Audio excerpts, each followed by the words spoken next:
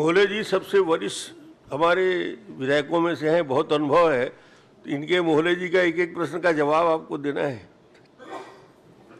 मैं बाहर में भी पूरा इनके प्रश्नों का जवाब देता हूँ मैं और कुछ प्रश्न भैया ऐसे करते हैं कि मेरे को भागना पड़ता है बाहर वाला जो प्रश्न इनका है तो भाग जाना पड़ता है।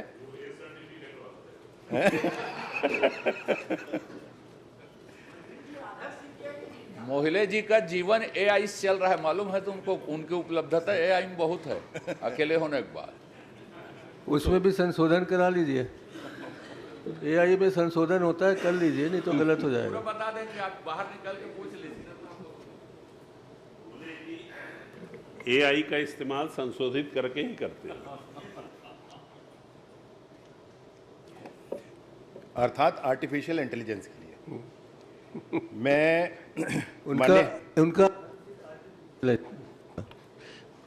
उनका हर चीज आर्टिफिशियल है, ध्यान रखिएगा।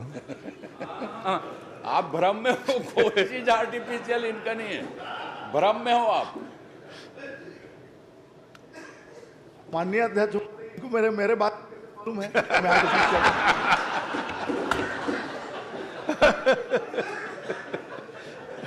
देखिए, हम दोनों मेंबर आप पार्लियामेंट रहे हो ना, सालों साल से एक साथ रहे हैं, विधायक के रूप में, सांसद के रूप में, तो कभी ऐसे रातें भी आती थी जब एक ही बिस्तर में गुजारे।